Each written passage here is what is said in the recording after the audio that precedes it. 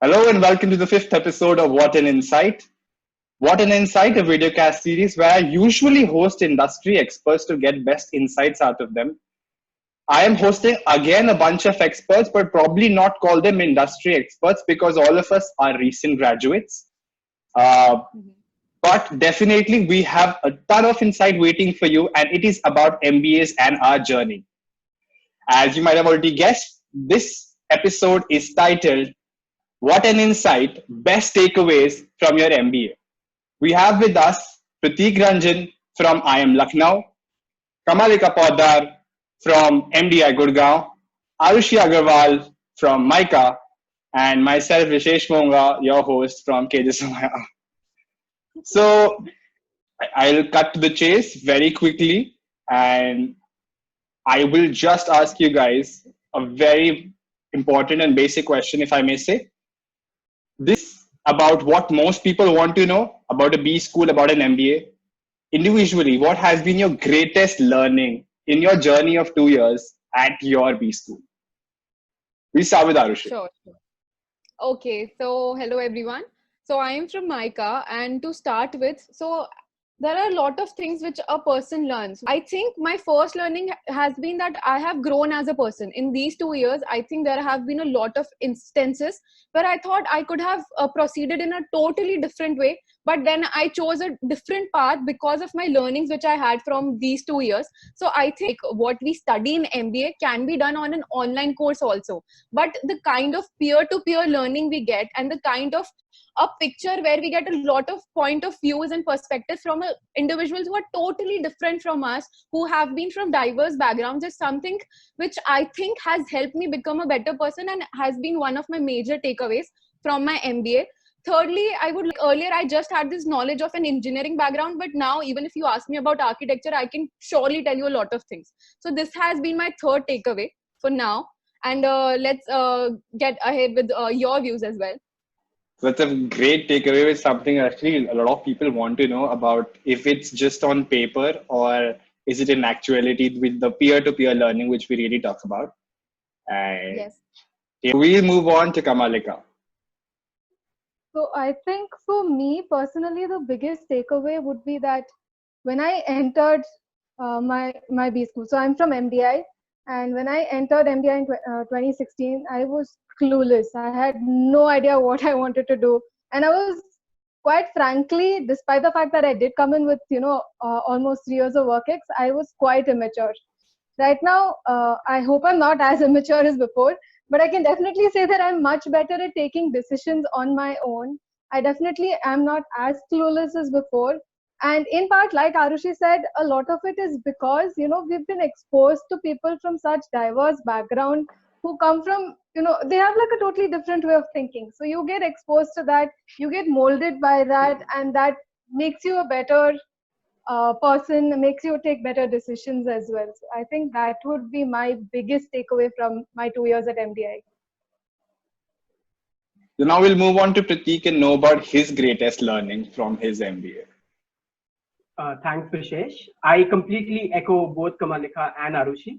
But if I had to restrict my learning to one, I would say that I believe a student in a B school is like coal in a mine, which when subjected to heat and pressure becomes diamond. Similarly, life in a B school will keep putting you under pressure, a lot of heat, a lot of intense competition. But my learning has been hang on, hang around, and you'll become a diamond soon. So never lose your luster. Always believe that pressure can both make you and break you. And more often than not, it makes people than breaks in a B school. So just, I mean, the learning has been to act the best when you're under pressure and become a diamond eventually. Wow, that's an amazing way of putting it, Pratik. Like none of us could have come up with a better way of putting it. Thanks for that. Yeah. I mean, it's completely agree to it. This definitely is again very relevant for me, and I have done a lot of things and put myself in situations where I have put unnecessary pressure on myself, and I am not just became a coal mine, must have become a petroleum gas reserve below the sea. That much of amount of pressure. So, but again, another thing, matlab, one of the greatest experiences to work on projects with different people, and where you have to include a lot of creativity at times and also include a lot of people skills.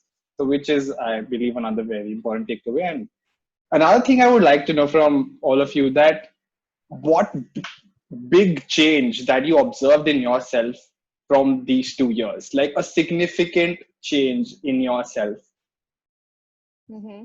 which probably you think defines you now. Okay. So I think, as they have said, that Micah is a school of communication. And the first thing which I learned, like the first day when I went to this college and we were having this orientation, where our dean was speaking more about that communication is a two-way thing, where you have to speak and listen as well. And before Micah, like I joined Micah at the age of 22, and I used to work as a video jockey, and I used to be a video person a lot. So it was in my habit to speak a lot. Like I was someone, if I am there in some group, I would be the one who will be speaking the most. But as soon as I joined Micah, and in over these 2 years, I realized that listening is a very important way of communicating things. The more you listen, the more you understand, the better conversation can be, and the better you can do the communication. So I think I'm still in progress. But over these 2 years, I think the biggest change which I have seen in myself is that now I listen to people more than I speak. So this has helped me in actually helped me in sealing a lot of deals. Earlier, I used to get for sure because I used to think that I can convince people. But now I think I can understand them and then convince them. So this is something which is my personal growth in terms of the biggest change which I have seen. Okay, Nice. Kamalika, you can speak now.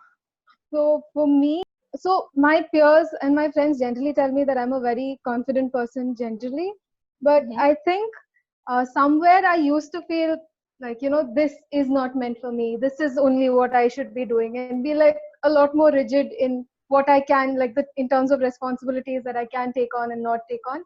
But I Mhm. think after an MBA, I am much more open to the uncertain. Like if you tell me that this is something that no one has done before, we have no idea what is going on over there, I'll be like, cool, let's take it on.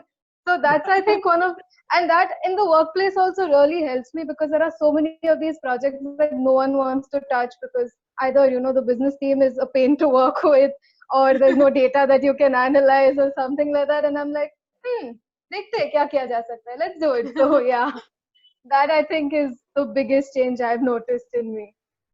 Nice, very What nice. about you, Prateek? Again, so if I had to talk about myself as a core mechanical engineer, I had developed a knack for living by jugaad and not planning for things. And B school caught me off guard when I went there, and there was so much to do in so less of a time. The one change that eventually happened, and I didn't plan for it, was I started thinking in a structured fashion. And right now, my profession as a consultant is to think structurally. So I think not from a framework perspective, but as a way of life. Life has become much more structured. I apply Pareto. I prioritize things. Even if I have to make, let's say, a vegetable, cook something, I would first kind of plan it out in my head, like a case competition. So I think that way I have undergone a huge change in the way I think and do things. Nice. That's a very interesting one, Prateek. I'm wondering how many Excels do you have in your head which says "Tinde banane ki sabji." Actually, really, this is something about structure that recently struck me. When in one of our previous episodes, when Sohil Karia, co-founder of Shebang, said that in agency, what happens is WhatsApps and Excels keep floating around, and we need more system in place, to manage life better.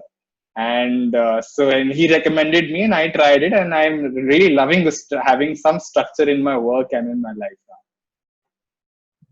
now. So I thank you all for joining in and being here to lend your wonderful insights to everyone who will watch this video. Thank you so much. Sure. Thank you.